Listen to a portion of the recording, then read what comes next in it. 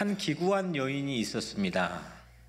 이 여인은 이미 5 남편을 거쳤고 지금 현재는 6번째 남자와 살고 있습니다. 한 번도 진실한 사랑을 받아보지 못한 여인입니다. 그래서 괜히 주눅이 쉽게 들 수 있고 남의 눈을 쉽게 의식하고 남을 경계하며 믿지 못하는 그런 마음을 가지고 살았을 거라고 추정해 봅니다. 실패에 실패를 거듭했고 행복과는 그래서 거리가 먼 삶을 살았습니다. 풍성해질 수 없는 삶이죠. 그날 또 정오에 한낮에 뜨거운 12시에 우물가에 물을 기르러 이 여인이 찾아왔습니다. 제가 중동에 가본 경험으로는 그 시각에 우물가에 찾아오는 사람은 아무도 없습니다.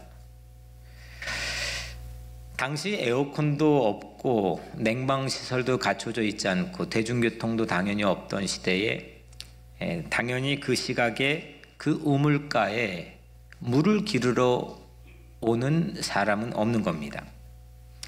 다시 말하면 성경에 이거를 단도직입적으로 우리에게 표명하진 않지만 추정해 보건대 이 여인은 사람들을 피해 다녔던 겁니다. 사람이 없는 시각을 선택해서 우물가에 찾아왔습니다. 그런데 그 우물가에 왔는데 낯선 청년이 있었습니다. 아주 젊은 청년이었는데 그 청년이 예수였습니다. 그 예수와 옥신각신 여러 가지 이야기를 핑퐁하는 것처럼 주고받다가 예수님이 결정타를 알렸습니다. 오늘 13절 14절에 이 말씀을 이 여인에게 들려줬는데 이 물을 마시는 자마다 다시 목마르려니와 내가 주는 물을 마시는 자는 영원히 목마르지 아니하리니 내가 주는 물은 그 속에서 솟아나도록 영생하도록 솟아나는 샘물이 되리라. 아멘. 영원히 목마르지 않는 샘물, 그래서 끊임없이 영원히 솟구쳐 나오고 솟아나는 샘물, 이게 더 풍성한 삶입니다. 내 안에서 무언가를 투자하고 뭔가를 집어넣어야 거기에 맞는 기쁨이 양산이 되고 행복이 만들어지는 게 아니고 그냥 이 자체가 샘물이라 여기에서 솟아나는 겁니다. 기쁨이 솟아나고 감사가 솟아나고 삶에 대한 행복의 지수가 솟아나는 겁니다. 그 더 풍성한 삶을 예수님께서 이 여인에게 약속해 줬습니다. 영원히 목마르지 않는 샘물, 이걸 좀 줄여가지고 제가 영목샘이라고 불러봅니다. 한번 따라 해볼까요? 영목샘.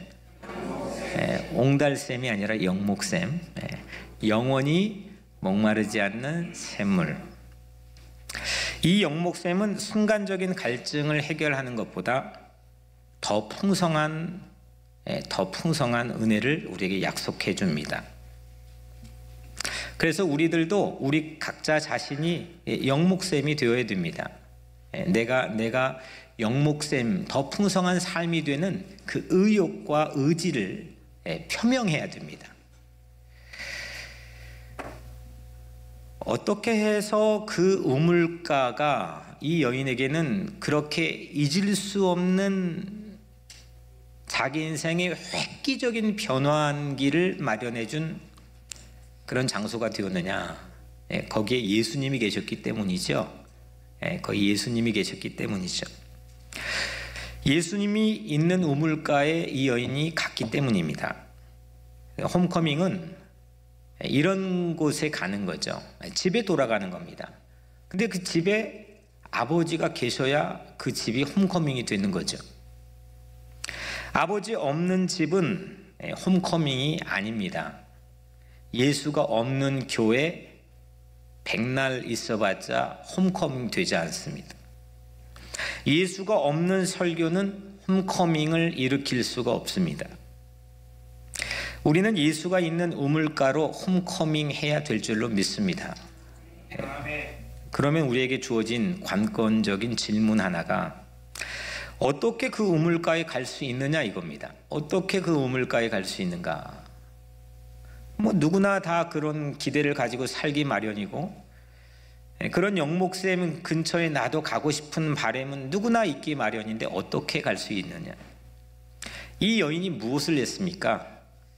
그 영목샘에 가는데 어떤 공헌을 했습니까? 이 여인은 아무것도 사실 하지 않았습니다. 예수가 있을 것이라고 예상해서 어떤 우리들처럼 오늘 교회에 왔는데 종교적인 행위를 이 여인이 우리에게 보여준 적은 한 번도 없습니다. 그냥 갈증 때문에 왔습니다. 예수님이 있을 거라고 하는 기대감도 없었습니다, 사실. 그렇다고 그 갈증이 예수를 만나게 했다고 보증 수표처럼 우리가 말할 수 있느냐? 그럴 수 없습니다. 눈앞에 있는 예수를 아직 이 여인은 알아차리지도 못해서 당신 유대인 아니냐? 왜 나와 상종하느냐라고 그런 인종에 대한, 지역에 대한 차이를 들먹거리기도 했습니다. 여인이 뭘 했습니까? 이 여인이 새로운 변화를 맞이하게 된, 더 풍성한 삶의 기회를 갖게 된 이 중요한 순간에 이 여인은 뭘 했습니까? 아무리 눈 씻고 찾아봐도 아무런 공헌을 하는 게 없습니다. 다만 딱 한 가지, 이 여인이 했던 한 가지가 있습니다. 바로 마음을 열고 예수님의 말씀을 경청했습니다. 그녀의 듣는 자세를 보면 절박했고, 그리고 진지했고, 마치 필터처럼 자신을 비추어주는 말씀으로 이 여인은 그 청년의 말 들었습니다. 예수님이 남편을 데려와봐라 라고 뜬금없이 물어본 이 요청에 이 여인은 없습니다. 난 남편이 없습니다 라고 답했습니다. 아기가 없고 예수의 말씀으로 자신을 들여다보는데 신뢰했고 수긍했습니다. 여인이 홈커밍하게 된 한 가지 첫 번째 비결은 들음입니다. 얼마나 맑고 깨끗해진, 열려진 마음을 가지고 그 말에 경청할 수 있느냐. 이게 첫 번째 오늘 여인이 보여준 더 풍성한 삶의 비결입니다.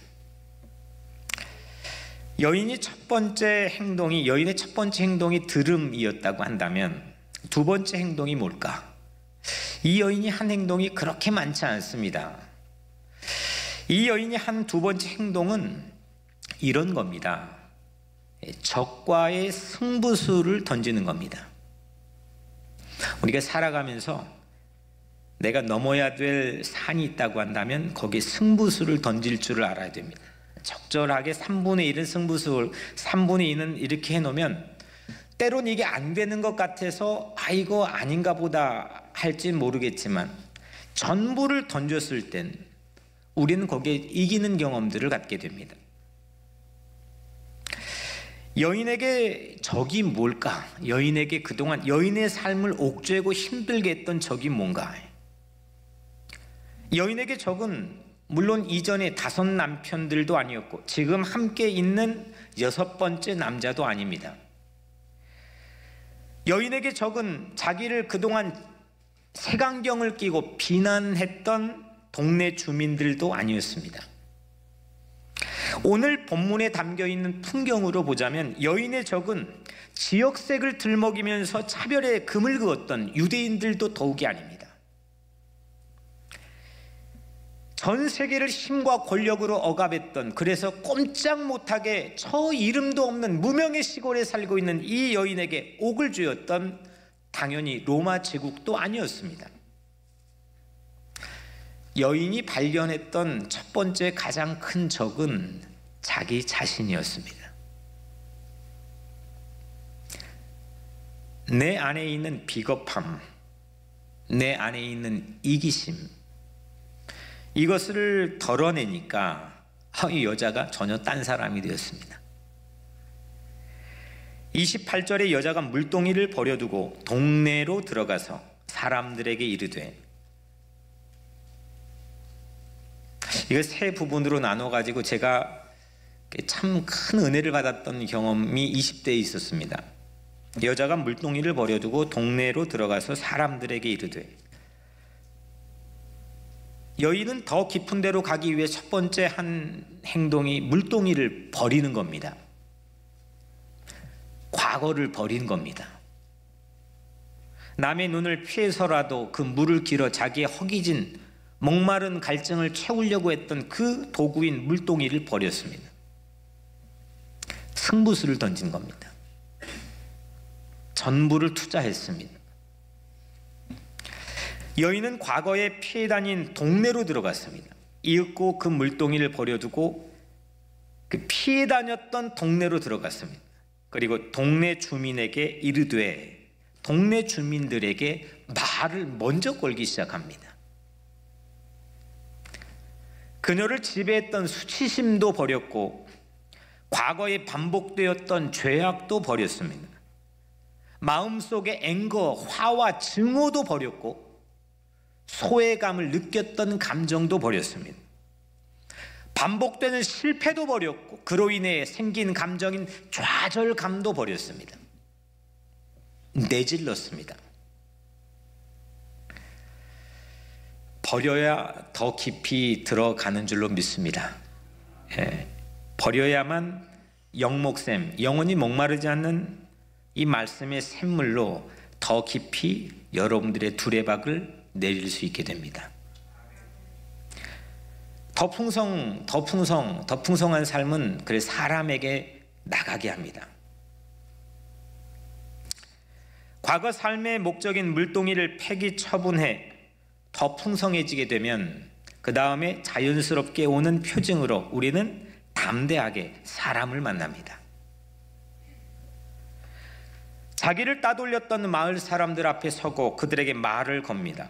이중 삼중으로 치떨리게 자기를 소외시켰던 동네, 그 안에 있는 남성들, 자기를 마치 놀이개처럼 다루었던 그 남성들도 마다하지 않았습니다. 자기를 버려버린 여인은 자기를 버린 사람들도 더 두려워하지 않았습니다. 사람들 앞에 당당하고 떳떳하고 투명하게 설 수 있는 한 가지는 자기를 비우고 버리는 일에서 시작합니다. 한번 상상해 보았습니다. 여러분들 한번 상상해 보시면 좋겠습니다. 그 여인이 물동이를 버리고 동네에 들어가는데, 동네에 그 묘사는 하고 있지 않지만 동네에 가까워지는, 한 발 한 발 가까워지는 그 장면을 여러분들 한번 상상해 보면 좋겠습니다. 더입니다. 더. 한 발 한 발 못 넘어왔던 경계선입니다. 두렵고 수치스럽고 자존심 상하고 내 마음에 있는 분노와 화 때문에, 불신 때문에 넘어보지 못했던 경계선을 하나하나 넘어갑니다. 저는 참 그게 멋져 보였습니다. 저는 10대까지는 제가 과거에 고아원에 살았다는 사실을 단 한 사람도 밝히지 않았습니다. 학교에 가도 늘 학교에선 저를 괜찮게 사는 아이로 봤습니다. 철저하게 이중 가면을 쓰고 살았습니다. 너무 쪽팔렸습니다. 너무 수치스러웠습니다. 아무도 알면 안 되는 일이었습니다. 그 이중적인 생활이 저를 더 힘들게 했습니다. 근데 그거를 벗어버리고 한 발 한 발 이 동네 사람들 안으로 들어가는 이 여인의 모습이 정말 기가 막혀 보였습니다. 오늘 여러분들의 삶에도 분명히 넘어가 보지 못한 경계선이 있을 줄로 압니다. 오늘 이 말씀을 통해서 여러분들, 내 가지고 있는 과거를 버려버리고 과거의 물동이를 버려버리고 한 발 한 발 그 경계를 넘어 더 풍성한 삶을 향해 들어가는 그런 삶이 되시기를 주의 이름으로 축복합니다. 첫 번째로 이 여인은 나에게서 자유로워졌습니다. 나에게서 자유로워졌습니다. 두 번째, 이 여인은 사람들에게서 자유로워졌습니다. 이 두 가지가 안 되면 풍성해질 수가 없습니다. 많은 소유를 갖고 많은 것들을 성취해도 절대 풍성해질 수가 없습니다. 오늘 이 여인처럼 여러분들의 삶에도 관계가 풍성해지기를 주의 이름으로 축복합니다. 세 번째로 마지막인데, 여인이 동네에 들어가서 한 첫 마디가 무엇인가? 그 막강한 철옹성 같은 동네에 이 여인이 들어가서 했던 첫 마디를 오늘 성경은 놓치지 않고 기록해주고 있습니다. 내가 행한 모든 일을 내게 말한 사람을 와서 보라. 이는 그리스도가 아니냐. 이 말을 했습니다. 29절에 내가 행한 모든 일을 내게 말한 사람을 와서 보라. 이는 그리스도가 아니냐. 내가 행한 모든 일, 내 과거의 모든 삶, 이걸 내게 말한 사람, 나의 가장 큰 적인 나 자신을 보게 해준 사람, 그 적을, 내 안에 있는 적을 이길 수 있도록 나에게 용기를 주고 마음의 문을 열어주며 그 승리를 도와준 사람, 그 예수를 이야기했습니다. 첫 번째는 듣고, 두 번째는 버리고, 세 번째 이 여인이 한 행동은 전했습니다. 야곱의 우물이란 명성 높은 지리적 교회가 중요하지 않았습니다. 어떤 훌륭한 시나고그, 회당이나 성전에서 이루어진 일이 아닙니다. 예수의 말씀을 들을 수 있는 영목샘이란 것이 관건입니다. 지금 들고 있는 두레박을 내리는 것과는 차원이 다른 더 풍성하고 더 깊이 내릴 수 있는 두레박이 뭐냐? 내 인생에서 더 깊은, 더 풍성한 것으로 길어 올릴 수 있는 그 도구인 두레박이 뭐냐? 여인은 새 두레박을 가지고 과거 것 버리고 새 두레박 가지고 동네에 들어갔는데 그 두레박이 바로 전하는 겁니다. 기쁨을 전하는 겁니다. 그 예수를 와서 보라. 여인은 동네 사람들에게 전했습니다. 그런데 놀라운 일이 일어납니다. 30절에 그들이 동네에서 나와 예수께로 오더라. 한번 저를 따라해 볼 거예요. 그들이 동네에서 나와 예수께로 오더라. 통쾌하지 않습니까? 그런데 더 풍성의 마지막 최고봉이 있습니다. 이제 동네 사람들이 직접 예수님에게 다가갑니다.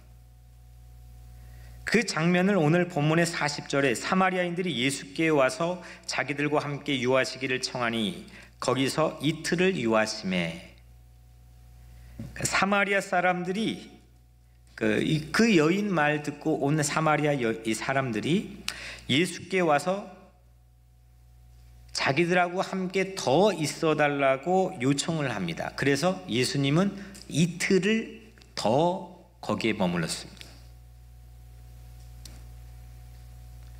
더 풍성한 은혜죠. 41절에 예수의 말씀으로 말미암아 믿는 자가 더욱 많아. 그들은 예수님의 말씀을 직접 듣게 되었고 직접 듣고 싶었고 그로 인해서 믿는 사람들의 숫자가 더 많아졌습니다. 이게 더 풍성한 삶의 극치입니다. 사람은 나로 인해서 물건을 많이 팔아 부자가 되면 돈에 대한 집착이 생기고, 자녀를 애지중지 키워서 그 자녀가 성공하면 자녀에 대한 집착이 생기고, 내가 깊이 사랑해서 있는 상대의 사랑에 대한 집착이 있고, 내가 공들여 하는 모든 일에 대한 사람들은 집착을 갖게 됩니다. 근데 오늘 이 여인은 그들의 예수가 되게 했습니다. 사람의 진정한 깊이 메마르지 않고 끊임없이 솟구쳐 오르는 영원히 목마르지 않는 샘물, 기쁨이 내 인생에 나오는 것은 집착하는 순간 신기루처럼 사라져 버립니다. 최고의 더 풍성한 삶의 극치는 오늘 이 사마리아 여인이 보여준 이 마지막 모습입니다. 나로 인해서 누군가가 진짜를 보게 하는 겁니다. 맨날 반고우 그림의 짝퉁만 막 보게 하다가 메트로폴리탄 뮤지엄에 직접 이거 보니까 이건 내 직접 가서 봐야 되겠다는 겁니다. 직접 가서 진품을 볼 수 있도록 그 마음을 갖게 하는 것. 42절 그 여자에게 말하되, 오늘 마지막 절입니다. 이제 우리가 믿는 것은 네 말로 인함이 아니니 이는 우리가 친히 듣고 그가 참으로 세상에 구주신 줄 알미라 하였더라. 자녀를 키워도 늘 품에 있는 자녀로 두면 안 되죠. 나 없으면 안 되는 자녀, 그건 좀 이상한 자녀죠. 자녀로 인해 스스로 나가 사랑하게 하고, 자녀로 인해 언젠간 스스로 밥 먹고 살게 하고, 자녀로 인하여 스스로 역사 앞에 서게 하고 국가 앞에 서게 하고, 자녀로 인하여 스스로 하나님을 믿게 하는 것, 그것이 참 교육입니다. 물론 진짜 사랑도 없으면 이 지경도 도달 못하는 거겠지만, 여인은 그런 일을 하게 된 참 교육자의 능력을 보여줍니다. 온갖 사랑을 한 목양의 대상인 성도들을 주님 앞에 세우게 하는 것, 이게 목사의 최고의 기쁨입니다. 목사가 독식을 하거나 집착을 부리거나, 이건 또 피곤해지는 일입니다. 아무것도 할 수 없었고 설득할 아무 힘도 없던 빈약한 여인이었습니다. 이 여인이 더 풍성한 삶의 변화를 우리에게 보여줍니다. 내 자신도 건사하기 힘들었던 여인, 그 여인이 마을 공동체 전체를 뒤바꿔 놓았습니다. 우리는 여전히 겟세마네 동산에 엎드려 있는지도 모르겠습니다. 저도 그렇습니다. 이 형제를 붙들고 기도하지만 아직은 겟세마네 동산입니다. 주님이 겟세마네 동산에서 기도할 때 그 주님은, 예수는 아직 무력했습니다. 승리에 대한 결과가 없었습니다. 연약했습니다. 앞이 막막했습니다. 가능하면 그래서 피하고 싶었습니다. 그런데 주님은 걸어가셨고 결국은 이기셨습니다. 오늘 우리에게 주어져 있는 이 모든 겟세마네 동산에 막막한 안개 낀 어려운 상황처럼, 연약하고 무력한 우리의 실패처럼 여겨질 수 있는 상황이 있겠지만, 오늘 이 사마리아 여인처럼 일어나 동네로 믿음을 가지고 한 걸음 한 걸음 더 들어갈 수 있게 되기를 주님 이름으로 축복합니다. 아멘. 사랑하는 성도 여러분, 들음, 버림, 전도, 듣고 버리고 전하는 이 세 가지 여인의 행동이 여인의 위대한 인생을 펼쳐지게 했습니다. 오늘 우리에게 주님께서 도전하십니다. 듣고 버리고 전하기를 주의 이름으로 축원합니다. 이때 여러분들의 삶에는 새로운 두레박이 손에 주어질 겁니다. 생명을 살리는 두레박, 내 안에 영생하도록 솟아나는 기쁨이 있는 두레박, 내 안의 것을 퍼서 먹여줄 수 있는 이 놀라운 두레박, 이 두레박이 여러분들 손에 주어질 때 비즈니스를 하건 교육을 하든 음악을 하든 물건을 팔든 세상에 나가 내가 하는 모든 무슨 일을 하든 주님께서 그 일이 아름답게 형통으로 인도해 주실 줄로 믿습니다. 영원히 목마르지 않는 샘물이 바로 뉴욕 우리 교회인 줄로 믿습니다. 바로 이 자리가 영목샘입니다. 이번 홈커밍을 통해서 듣고 버리고 전하는 더 풍성한 변화의 삶이 여러분들 모두에게 있게 되기를 주의 이름으로 간절히 축원합니다.